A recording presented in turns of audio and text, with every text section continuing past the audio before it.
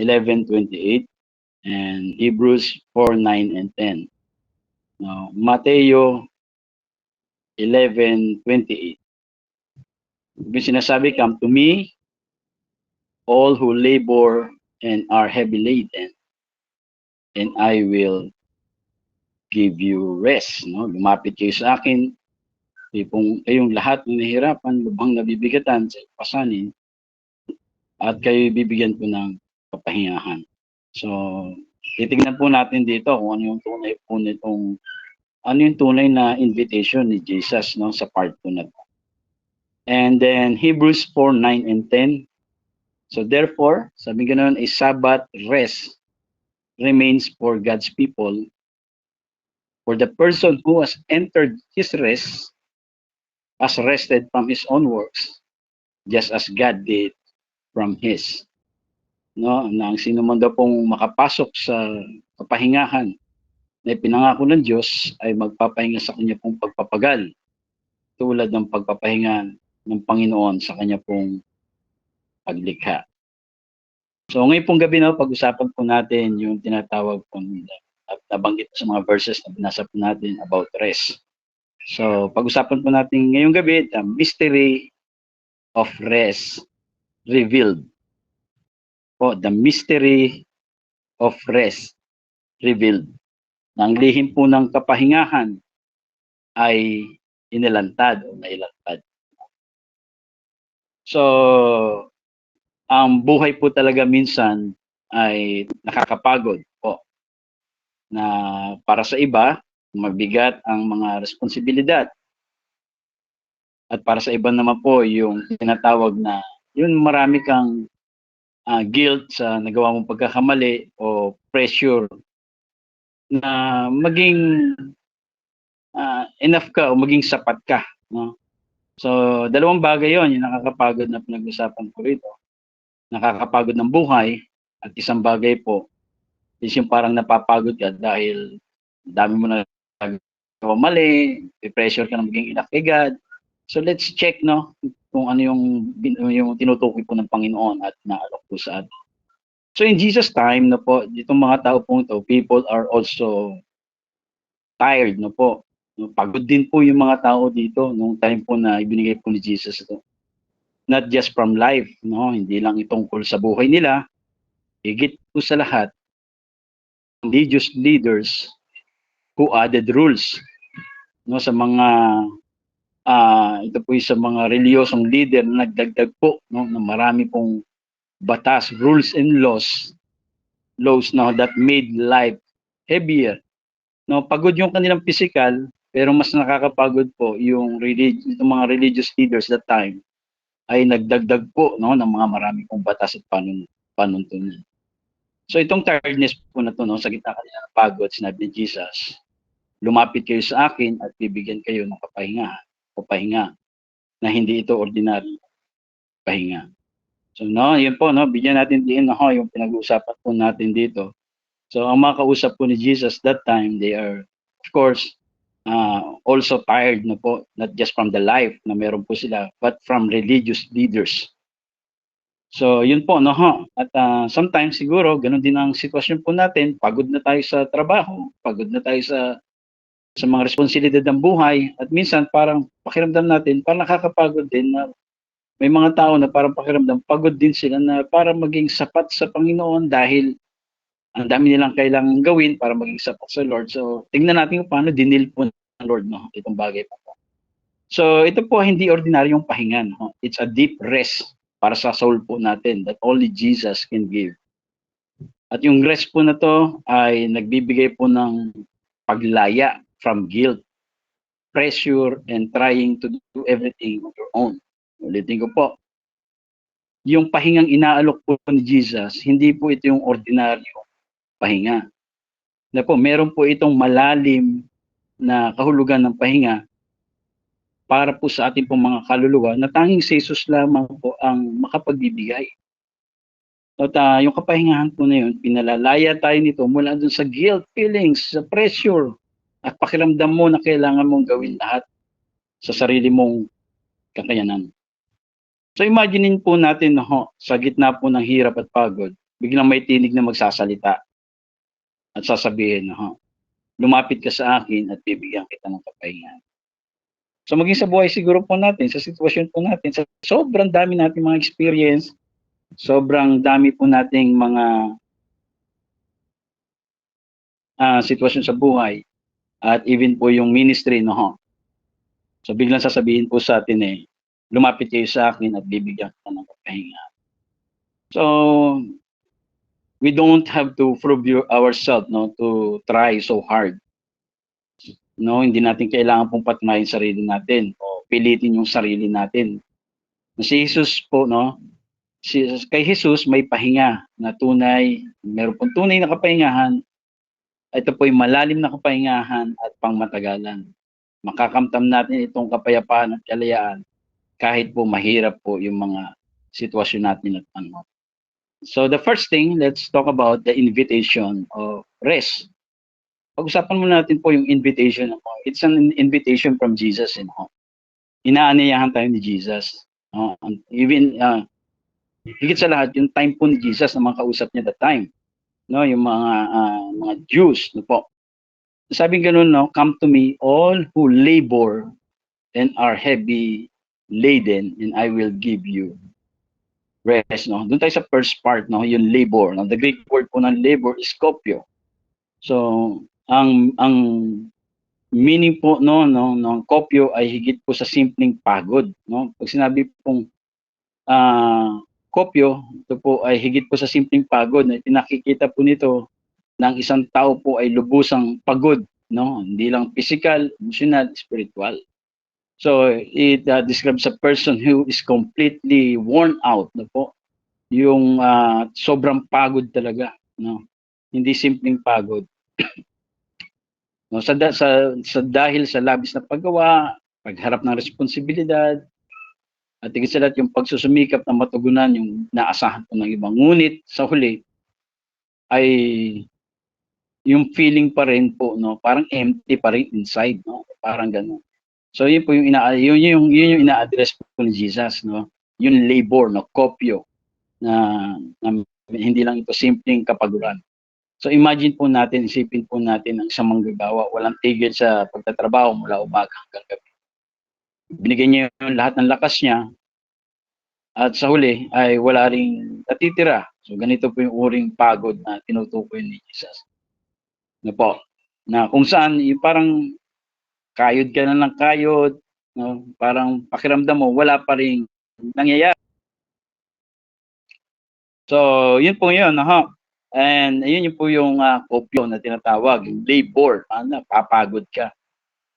Yung parang maghapon ka nagtrabaho pero pakiramdam mo parang walang nangyayari, yung parang empty pa rin. So yun, the second word po is yung heavy laden, Sabing heavy laden, the Greek word is portizo. Magkaiba po ito. Yung isa, pagod lang sa kapaguran. Pero ito ang second word na binabanggit, yung heavy laden. It is refers to being weighed down by heavy burdens. Ito po yung nagbibigay po ng mabigat na pasan, heavy burdens placed on you by others. Ibig sabihin, yung pinasan sa'yo ng ibang tao. So, yun po. So, in Jesus context, meaning po nito sa panahon ni Jesus, tinutukoy po niya yung mabigat na, yung matinding bigat at higpit po ng mga interpretation po ng mga Pharisees, and they are strict interpretation of the law. So, yun po yung isang bagay, na ina-address po ni Jesus.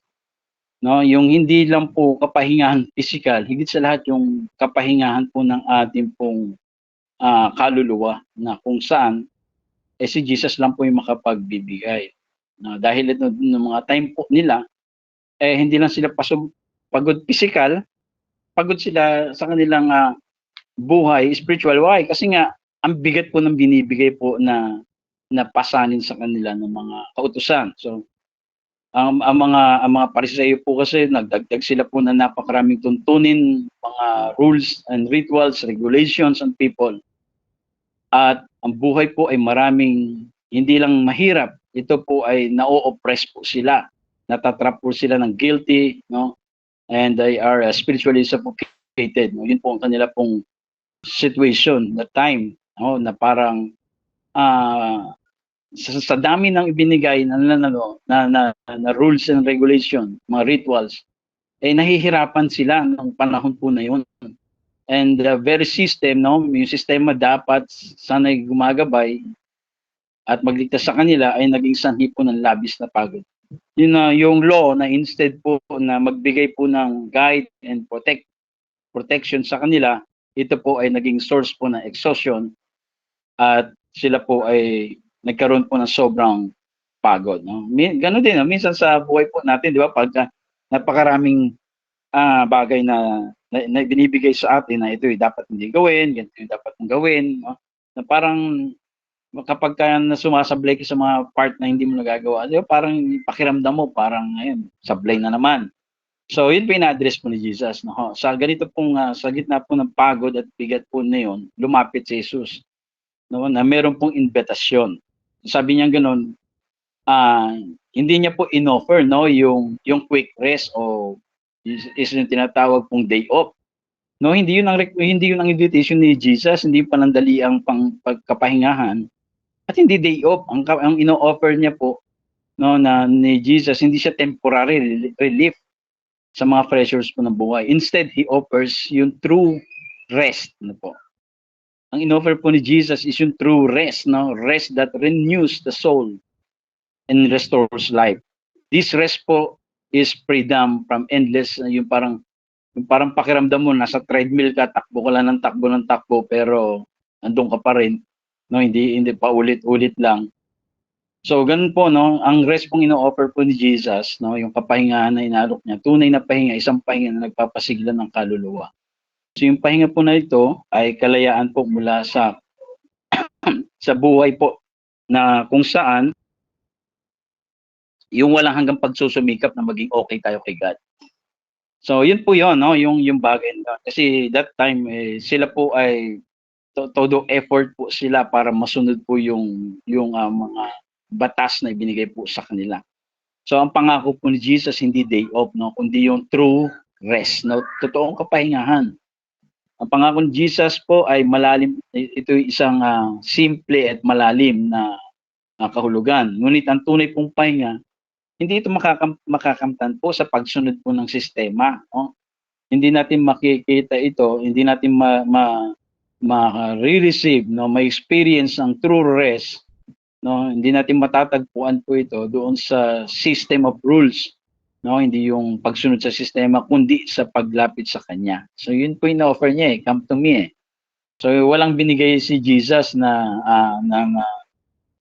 gagawin but come to me. Sabi niya, rest is not merely about stopping activity. Yung ino-offer from Jesus no, ay pahinga hindi lamang po sa paghinto o pagtigil sa ginagawa natin. No, sa trabaho, sa anumang bagay na ginagawa natin. Bagamat ito po ay it's about receiving a new source of life. Na po yung life that flows from Him and sustains us sa mga panahon na kahit na mabigat po yung sitwasyon po natin. Yung kapahingahan pong binibigay po niya no, na kung saan ito po ay pag-receive po ng new source of life. Isang buhay na kung saan nagmumula sa Kanya at nagbibigay lakas no, sa atin na nagfo-flow itong buhay na to from Jesus at nagbibigay ng lakas sa atin. So sa pamagitan po ni Jesus, tayo ay nakakaranas po ng kalayaan mula sa guilt, mula sa bigat na ipinataw po ng iba at ang kapayapaang hindi kayang ibigay ng mundo. Ito po yung sinasabi doon. No, na kung saan tayo kasi minsan nahihirapan tayong sumunod sa Lord kasi feeling natin kailangan maging perfect tayo kay God by our own. So ang problema nga hindi nga mangyayari 'yon. Kaya nga ang ino-offer ni Jesus, ba't kayo nagpapakapagod? Iniimbitahan ko kayo sa kapahingahan. Sabi gano'n, yun yung offer po ni Jesus, parang gano'n ang sinasabi niya. Na hindi niyo kailangang magpakapagod na para maging okay kayo sa akin. Ang inaalok ni Jesus lumapit kayo sa akin kasi ako yung kapahingahan. So kasi sa Hudyo po no ho, sa Jews po kasi pag sinabi pong pahinga ay kadalasang nakaugnay po sa araw po ng tinatawag na Sabbath. No, isang araw na kung kailan titigil ang lahat po ng gawain at ito'y bilang simbolo po ng pahinga ng Diyos pagkatapos po ng likha, no? They were all work stopped, symbolizing ito kasi ng God's rest after creation. So yun yung pattern po nila, no? Na sa araw po ng Sabat, lahat ng trabaho ihinto. Kasi sa Genesis po, yun po ang ginawa ng God, no? Nag-rest po siya after creation. So ito po ay parang parang yes, parang maganda, no? Parang magandang tignan. But over time na po, yung Sabbath po ay naging burden po sa kanila. Why? Kasi po itong mga policies na nagdagdag po sila no ng mga tuntunin na kung ano ang mga pwede at hindi pwedeng gawin, no? Ang mga dapat na ito po ay dapat na sanay yung pahinga po na yun ay dapat na regalo po mula sa Diyos, pero naging ano po, naging isa namang pamatok po na kung saan na naging yoke of slavery kasi imbis na pahinga po yung maranasan po nila, dinagdagan po nila, nagdagdag po yung mga uh, ng mga policies, ng mga rules sa part po ng araw po ng Sabat na kung saan ayun nga bawal yung pagtatanim, pagbubungkal, pag-aani, at paghihiwalay po ng butid. So yung paggiling po ng masa, lahat yan, bawal po na. At yung mga pag nagsulat ka, nagbura ka, bawal po yon, no? So sa kanilang rules no po, yung pagtatayo po at pagsira ng mga gusali, bawal po yon. Even yung pagpatay at pagsindi po ng apoy ay naging bawal, no? Dinagdag po nila yon. O kaya yung pagbubuhat po ng isang bagay dun sa private place patungo sa public place. So yun po ay bawal, no po. Kaya nga itinuro po nila, no? Kaya tinuro nila yung pagbubuhat ng kahit anong bagay mula sa loob ay sa loob ng bahay patungo sa lansangan, pagbubuhat ng higit sa takdang distansya, no? Kaya itinuring po na tinuturing pong trabaho din 'yon. Kaya maalala po ninyo no, yung isang lalaking pinagaling, binuhat niya yung banig niya, binitbit niya yung kanyang banig at siya po ay lumabas at nagpupuri. So kaya nila sinita yung kasi araw po ng Sabat yung bawal gawin yon, no? Yung kapahingahan sana dinagdagan nila, no? Yung naglagay po sila ng limitasyon na ito lang yung haba ng inyong lalakarin. Pag lumampas ka sa limit ng haba, eh ikaw po ay nilalabag mo na naman yung law, no? So yung lakba yung law na inilagay po nila. Kaya sobrang bigat ang kanilang sitwasyon that time. Even po yung uri po ng paghahanda ng pagkain, yung tulad po ng paggiling, pagmasa, pagluluto, bawal, no? Kaya nang pitasin po ng mga alagad ni Jesus yung uhay po upang kainin, eh inakusahan sila ng mga Pariseo na paglabag sa Sabat, no? Inalala, pinitas yung uhay para kainin, eh sinita po sila ng mga Pharisees. So yun po no, even sa mga paggamot no, ang kanilang kailangan lang gawin yung mga nasa kamatayan, pero yung nasa luba, yung paggamot po ng hindi naman maluba, bawal din. So yun po no, yun yung mga naidagdag no doon sa tinatawag pong Sabat sa kanila that time. No, kaya imbis pong gift yung Sabat, eh naging burden, no? Naging burden po sa buhay po nila. So that's why alam ni Jesus ang kanilang kalagayan na sila po ay dahil sa law no ay nandun sila sa position na parang hindi nila kayang gawin. Kaya nga every time na magkakamali, sila po ay naaakusahan ng paglabag. So yun yung kanilang culture that time na po. At when Jesus says, sabi niya gano'n, come to me and I will give you rest. No, ito po ay ginawa niyang isang parang revolution na kung saan ipinapahayag niya na ang tunay na Sabat, ang katuparan ng Sabat ay siya. No?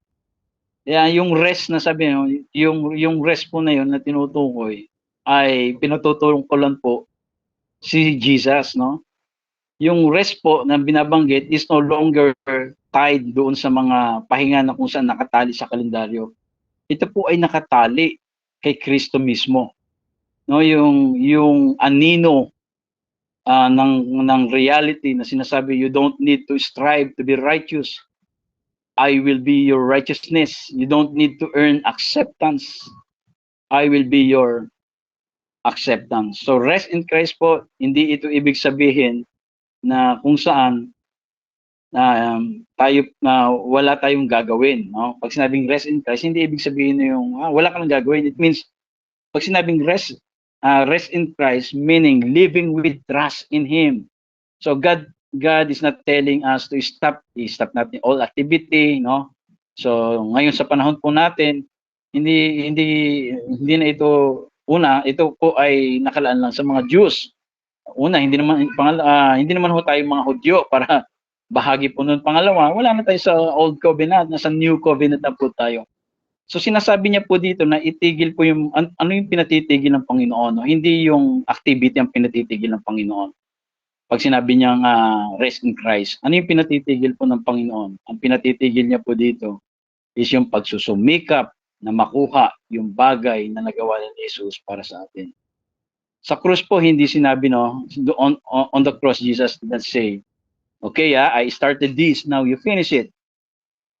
Malinaw po ang sinabi ni Jesus. No? Hindi niya sinabi pong, sinimulan ko, kayo na magtapos. No? Ang sabi niya, it is finished. So yung gospel po does not give us na kung saan parang unan lang na maglalayon tayo. But it gives us a new life and position in Christ. Yung alok po ni Jesus na binabanggit niyang rest,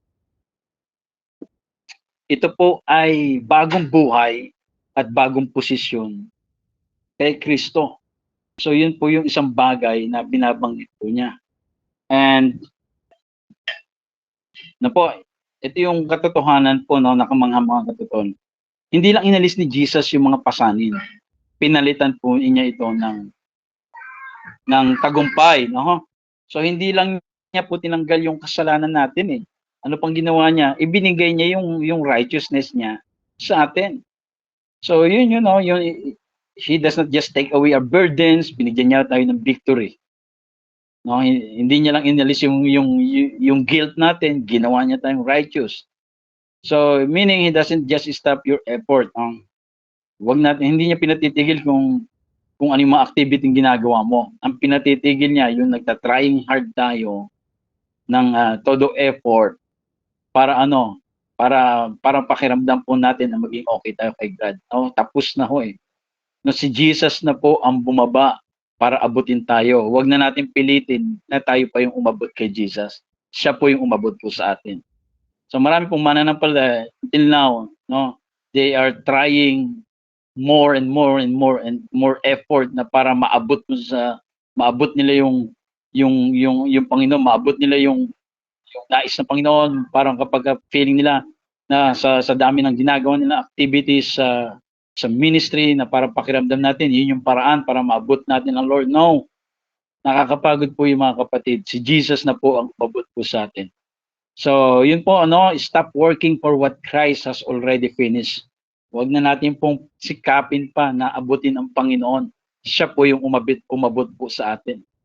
So magkaiba kasi yun, no? Hindi natin pinipilit na maabot ang Panginoon. Siya po yung dumating po dito para abutin po tayo. So yun po yung invitation, no, ng Lord. Second thing, yung exchange of yokes. Sabi pong gano'n na Matthew 11, 29 and 30.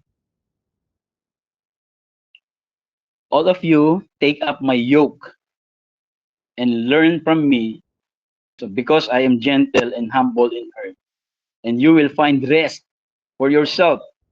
For my yoke is easy and my burden is light. No? Yun po yung sinasabi ng Panginoon sa verse po na yon. Sa rabbinic culture na tinatawag po, no, sa kultura po ng mga Pariseyo, yung yoke pong binabanggit It was not just a piece of farming equipment. Ilang ito tungkol po gamit sa bukid po.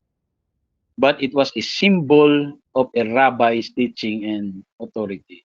Pag sinabi pong yoke o pamatok sa kanilang kultura ng mga Pariseyo, ito po ay simbolo ng aral at kapangyarihan ng isang rabbi o rabbi.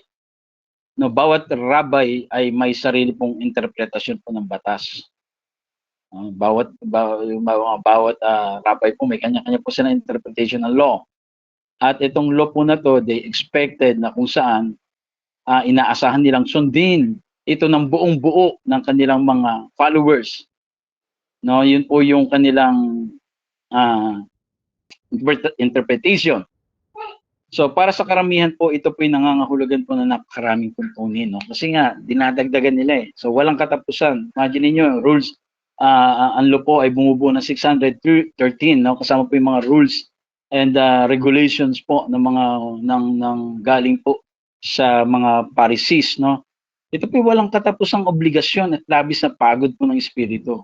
Kaya ang mga tao po ay nabubuhay po sa ilalim po ng pressure.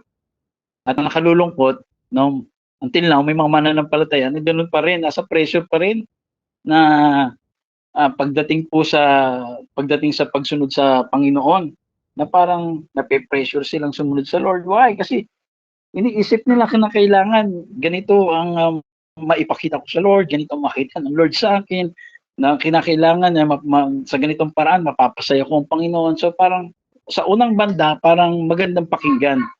Pero alam niyo ba, marami pong mga mananampalataya noon na huminto dahil sa ganyan, no? Yung dami na ginagawa sa Lord, hanggang sa na-burnout po sila. Why? Kasi hindi naman yun ang pinagagawa ng Lord eh. Ang pinagagawa ng Lord, come to me. No? Yung mga napapagod, come to me. Yung yoke na binibigay niya, hindi yoke galing sa Pharisees. Hindi yoke ng batas. Hindi ito yoke ng mga rules and regulations. Sabi niya gano'n, magaan ang aking pamatok. So, yun po yung nakakalungkot na kung saan na parang pakiramdam natin minsan na parang na parang hindi tayo enough kay God, no? Yung magpe-pray tayo na parang pakiramdam po natin may mga mananampalataya na gano'n ang pakiramdam, na parang pakiramdam nila kulang ako, Panginoon, hindi ako sapat, Lord God. Alam na ho ng Panginoon yun, kaya nga siya na po ang gumawa doon sa cross. Siya na ang nagbayad ng lahat ng kakulangan po natin. At tinapos niya po doon sa cross. Kaya sabi niya, it is finished. Kaya yung sinasabi niya, it is finished na po, yun yung ino-offer niya. From now on, hindi na rules, hindi na law, hindi na regulations. No, dahil pinulpil na po ng Panginoon yung bagay na yun. Sino na ang kailangan natin? Si Jesus, yung relationship natin with Jesus. So yun po ino-offer niya. Dahil kapag may Jesus ka, you don't need na magkaroon ka ng effort, trying hard, na para maging okay tayo sa God. No? Si Jesus na po ang naging daan. At through ng pananampalataya natin sa Panginoong Jesucristo, nagkaroon po tayo po ng kapatawaran. So yun po, no, yung yoke, no, yun po yung yoke sa kanila, no. Pag sinabing yoke, hindi lang ito yung piece na ginagamit ng mga farming equipment, no, kundi ito po yung simbolo ng aral at kapangyarihan po ng isang rabbi po, ng isang Pharisees. Kaya ngunit na magsalita si Jesus, nagbago po yung lahat. Sinabi niya, yung pamatok ko, no, my yoke is easy, no, kind, gracious, pag sinabing easy, and my burden is light. No, yun, hindi kasi nga tungkol sa rules, sa laws and regulations. Ang kapahingahan po ang binibigay niya at ang pasan ay magaan. No, anong ibig sabihin nito? Hindi ito tulad ng mabibigat pong tuntunin ng mga Pariseyo. Na ang pamatok po ni Jesus ay hindi tungkol sa dagdag po ng stress ng buhay. Kaya tayo, kung sumusunod tayo kay Lord, hindi ho dapat tayong na-stress sa pagsunod sa God. Kasi nga kapag nandun ka sa position na na-stress ka, namumroblema ka pagka sumusunod ka sa Lord, mali yung position mo. No, yung in-offer po ni Jesus, ito po ay new source of life at new position in Christ, yung come to me. Mga kapatid, kapag may Kristo na ho tayo, sumampalataya na ho tayo, mga kapatid, na po, yung ginawa po ni Jesus doon sa cross ay ginawa niya ho para sa atin po yun. Tinupad niya yung batas para sa atin. At sa halip na humingi instead of demanding perfection from us, hindi hiningi ni Jesus po na maging perfecto tayo. Ano hong ginawa niya?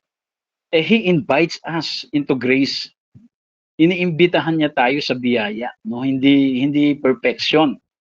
Kaya yung kanya pong yoke is not a burden. It's a blessing, mga kapatid. No, kaya tayo pag sumusunod tayo sa God, dapat masaya ho tayo, no? Magaan ang pakiramdam po natin. Kailangan maunawaan po natin yung posisyon natin kay Kristo. Kailangan maintindihan natin yung bagay na nangyari sa atin, no? It's a blessing. Hindi po itong parang kabagsikan, no? It's a kind and gentle daw. So walking with Jesus, hindi po ibig sabihin na po na endless striving. Yung pagsunod po sa Panginoon, hindi po ito walang katapusang pag-abot sa Panginoon. Siya na po yung bumaba sa atin. Ito ay tungkol po sa pamumuhay na kung saan walking in trust, freedom, and rest. Ang pamatok niya po ay kasiyasiya, delightful na po, and bringing life and peace instead of exhaustion. No? So when we come to Him, kapag tayo po ay lumapit na po sa Kanya, natutuklasan natin ang pagsunod kay Jesus, hindi ito tungkol sa parusa. It's not about a punishment or pressure. Minsan kasi mga Kristiyano, may mga Christian pa until now, parang feeling nila, ipapunish sila ni Lord pag nagkamali sila. Feeling nila, ipapunish sila ng Lord pagka may bagay silang hindi nagawa at nagagawa ng Panginoon. Ayan po minsan po yung nakakalungkot understanding na nagdi-distort yung real image of God or ni Jesus, no po. So hindi ko tayo ipapunish po ng God, na pinanish na po, no, si Christ doon sa cross. Ito po ay tungkol po sa kagalakan, no. Ito ay tungkol po sa sa tinatawag pong pagmamahal po ng Panginoon. So yun po yung bagay po na yun, no. Kasi si Jesus po, dumating po si Jesus upang wasakin po yung legalistic system po na nagko-control po sa mga tao sa kanilang spiritual na buhay. Yun po yung nangyari noon, no? At ang relihiyon po ay puro tuntunin, puro performance, walang katapusang pagsusumikap. So yun po yung bagay na inalis po ng God, no? Na kailangan maunawaan ng lahat ng mga mananampalataya. Inalis na ng Lord yung mga yon, hindi mo na kailangan ng performance. And I said, no, pag sinabi namang rest, hindi ibig sabihin wala tayong gagawin. Marami tayong gagawin. Marami pa rin tayong gagawin sa Panginoon. But yung ating pong paggawa, ang position po natin, hindi para maabot si Lord. It is the result na kung saan na-receive po natin yung pag-abot ng Diyos sa atin. So yun po yun, yung bagay po na yun. Kaya ang mga time po kasi nila, no, ang mga tao po ay laging sinasabi, do more, no, kailangan masunod mo yung law perfectly. Gumawa ka ng paraan, sundin, patunayan mo yung sarili mo sa Diyos. Ayun po yung mga nakakalungkot. May mga mananampalataya po na parang pakiramdam nila, ganun ang kanilang sitwasyon. But Jesus brings us a completely different message. No? He says on the cross, it is finished. No? At the cross, He carried the full weight of law. Dinala niya po yung bigat po ng batas, ng kautusan. At paying the price for sin and fulfilling God's requirements on our behalf. So, pinulfill na po ni Jesus na po ang God's requirements on our behalf. No, hindi niya lang basta pinagaan yung pasanin natin ng kaunti. Siya mismo ang nagdala ng lahat. So yung yoke po yun, nagkaroon po tayo ng exchange yokes, no? Yung yoke po ng rules, ng laws, ng regulations ay ang ino-offer po niya is yung yoke po niya, no? Kapahingahan. So hindi lang niya inalis po yung pasanin po natin, binago niya po yung kahulugan po ng pagsunod para maging buhay tayo na nagbibigay lakas sa atin at pinalaya tayo mula sa takot, sa guilt at walang katapusang pagsusumikap. So His way is not heavy, no? It's gracious. Ito po ay liberating talaga and full of life. No? Ito po ay talagang paglaya, kalayaan. Yung cross po, no, hindi, doon po nagkaroon po ng tinatawag na big trade, tinatawag. Kinuha ni Jesus yung ating mga kasalanan so we could experience freedom of His grace na po. So inalis, kinuha ni Diyos, ni Kristo lahat ng ating kasalanan at ang pinalit po niya ay kalayaan. Ano po? Dinala niya po, pinasan niya yung bigat na pasanin sa atin, sa ating mga pagkukulang, mga failures natin. At ang binigyan niya sa atin kapayapaan at pahinga ng kanyang, yung finished work. So this changes how we live, no? We don't try to earn God's acceptance, mga kapatid. No, we live knowing that we are already accepted. Yan ang katotohanan. We are already accepted. Kung ikaw po ay sumampalataya na kay Kristo, you are already accepted. Huwag mo nang pakiramdam pa na parang inaabot mo ang Panginoon para i-accept tayo ng Panginoon, no? Wala na tayo sa position pong ganon. So nagkaroon na po ng changes ng yoke, no? Hindi ho tayo kagaya po ng mga, halimbawa ng mga estudyante na under pressure para mag-succeed. Tayo po yung mga anak po ng Panginoon. We are like children learning under the love and guidance po ng ating pong ama, no po.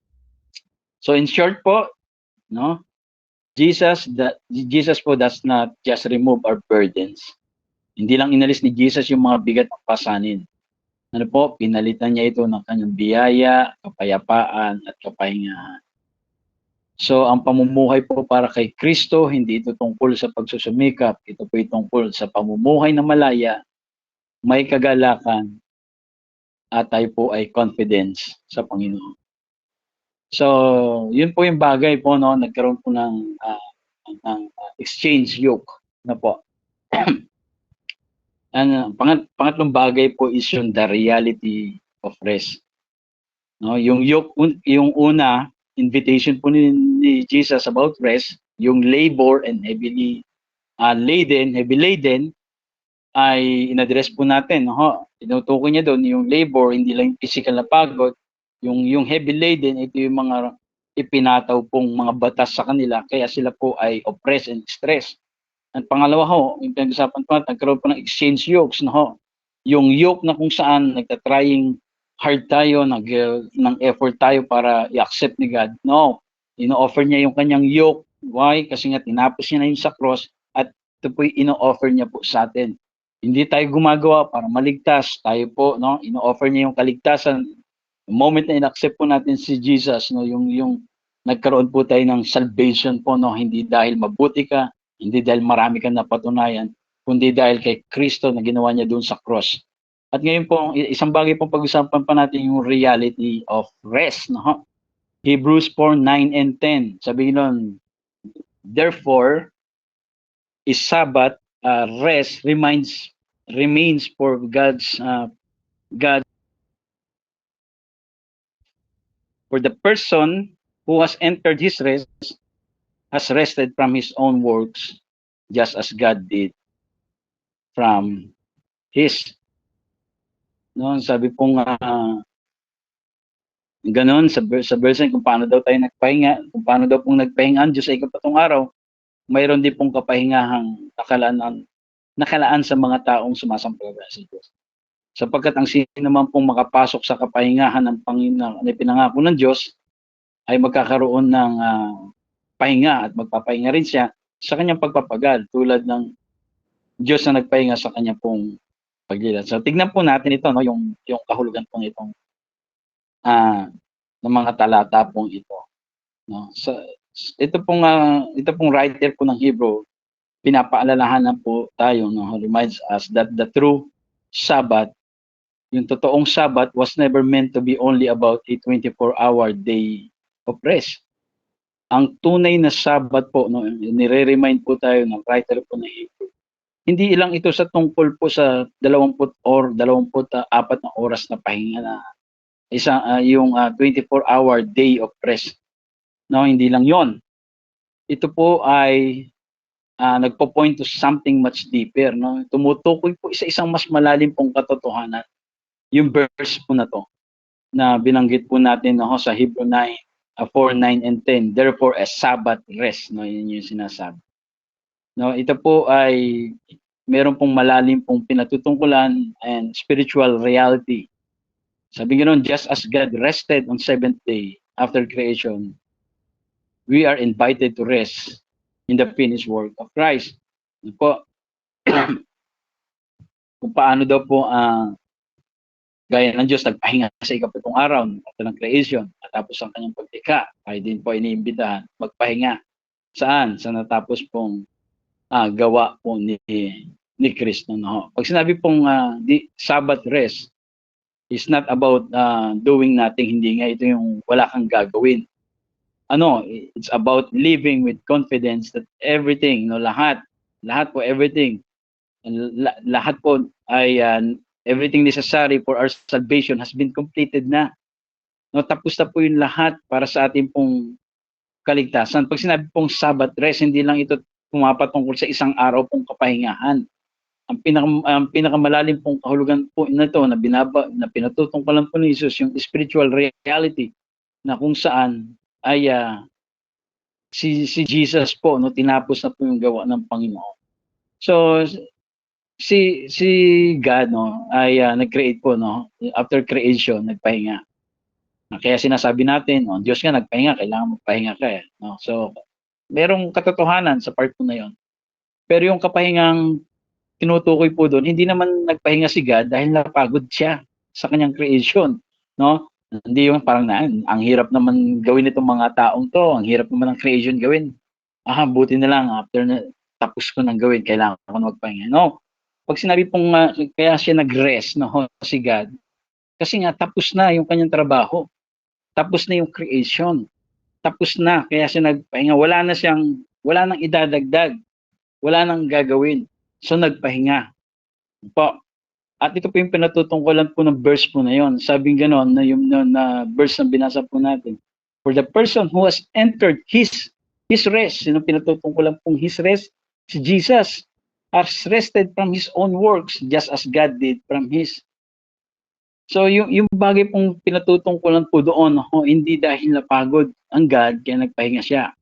So ngayon, ano yung tinutukoy po ngayon doon? Entered his rest. Sino yung his? Si Jesus.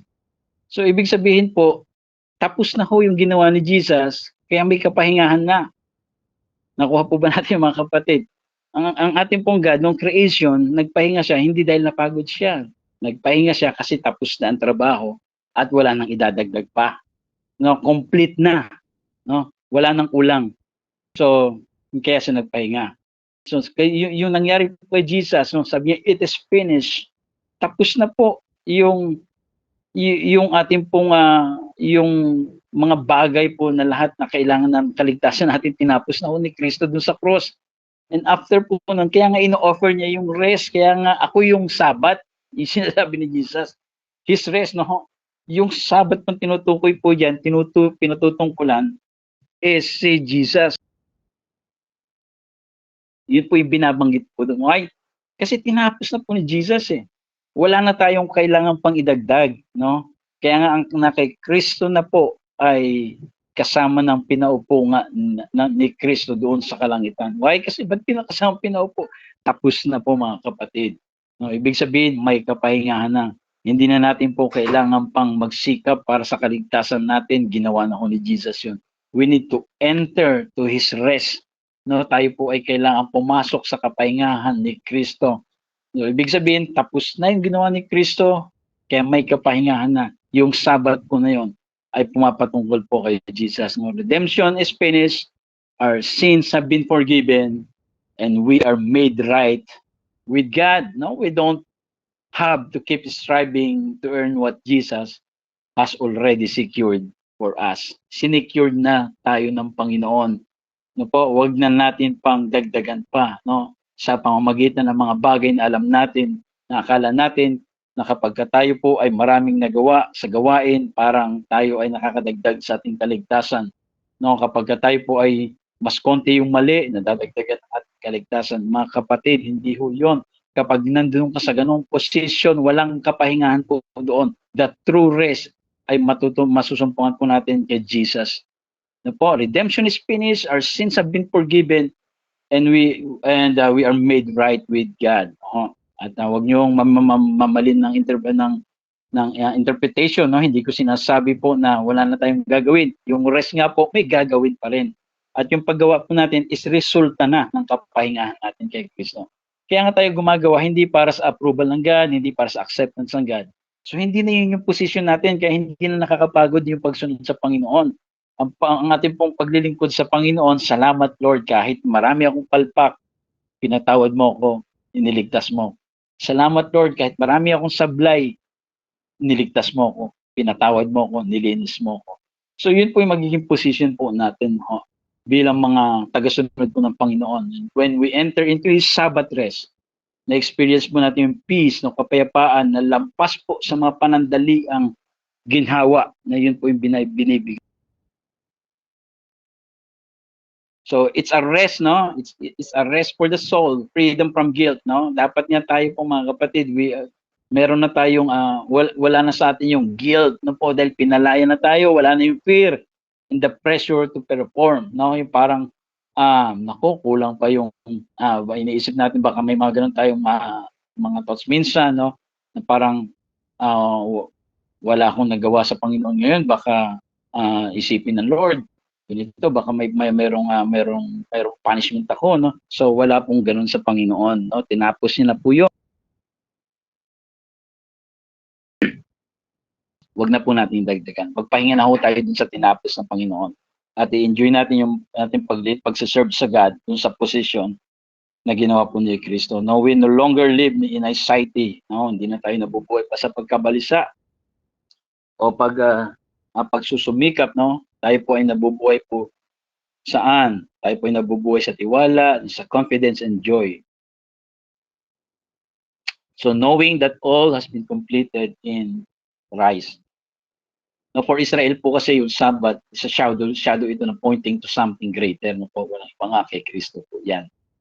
No, shadow becomes substance. He is the true Sabbath, the fulfillment of what the day symbolize. Symbolize lang po kasi yon, no? Yung Old Covenant, yung Sabbath po sa Old Covenant. Symbolize lang po ito. Ang shadow po ito, ang substance po nito si Kristo.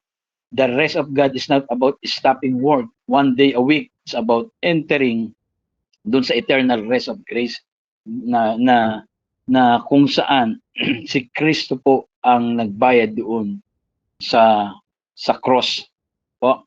So yun po yung bagay na meron po dapat tayo, no? Hindi ito tungkol sa isang araw po ng pahinga sa isang linggo lamang. Ito po tungkol sa pamahinga sa bawat araw natin kay Kristo. So, naunawaan pa natin, it's not about yung taking one day of each week. Hindi yung ito tungkol sa pahinga sa isang araw sa isang linggo. Although, kailangan ng katawan mo yon, magpahinga ka talaga. Kung may panahon ka magpahinga ka ng isang beses isang linggo. Pero yung mas makita po natin yung lalim. No? Hindi lang ito tungkol physical. Kapahingahan ito, hindi pa mamahinga sa isang araw, kundi pa mamahinga bawat araw-araw kay Kristo. So, ang totoong kapahingahan po ay hindi nasusukat po doon sa calendar. O kasi that time sila, very strict sila dyan. Ito po ay measured by our daily life na live in the reality of what Jesus accomplished for us. Yun po yun, no, mga kapatid. Hukayin po natin kung ano yung finished work ng Panginoon. So, ang buhay Kristiyano po ay hindi lang tungkol sa pakikipaglaban para sa tagumpay. Ito po ay tungkol po sa pamumuhay mula tagumpay, no, na napalamunan natin. So meaning, tayo po ay naglilingkod at hindi tayo struggling for victory. Tayo po ay nabubuhay from victory that has already been won.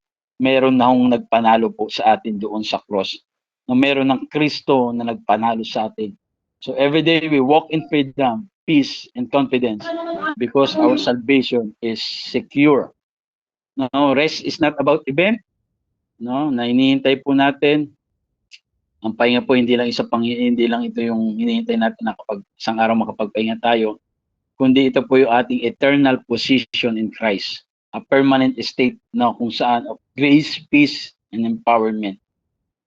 So yun po, no, we need to accept Jesus' invitation to rest, no? Tanggapin po natin ang kapahingahan po, panyaya ni Kristo na magpahinga tayo doon, no, sa inaalok po niya. Hinto na po natin yung mga pagsisikap para may mapatunayan yung sarili natin, para makuha natin yung favor ng Panginoon, no?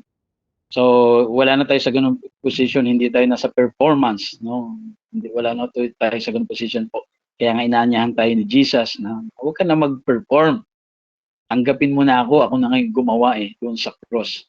Kaya dati tayo po ay hindi perfect, naging perfect tayo through Jesus Christ. No, tayo po ay hindi kamahal-mahal pero naging kamahal-mahal po tayo. So lahat yung bagay na nangyari na na-receive po natin sa cross po. So yun po, no, yung ating pong pinag-usapan, we need to rest in Christ. Kanya pong work ay complete na and we are fully forgiven, mga kapatid. So salamat po, ano, at nawa ay naunawaan po natin yung ating pong pinag-uusapan about true rest, no, yung Sabbath rest.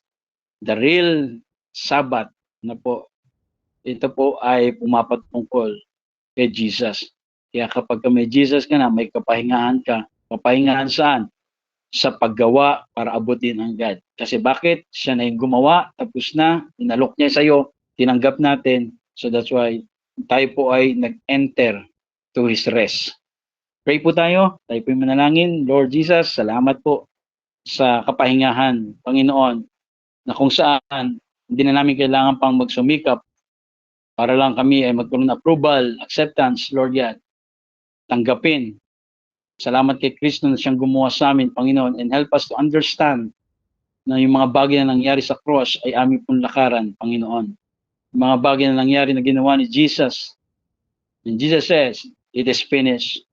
Wala na kami kailangang idagdag. Kami ay maglilingkod, susunod, Panginoon, hindi sa posisyon na para makatanggap. Hindi sa posisyon na para kami ay maging okay. Kami ay susunod sa Panginoon sa posisyon na kung saan tinatanggap namin merong Kristong gumawa sa amin at kami ay naglilingkod bunga ng kapahingahan na ibinigay sa amin.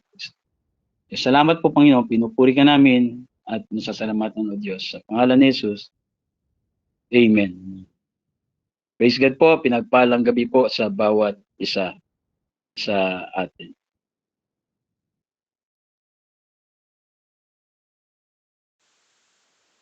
Amen.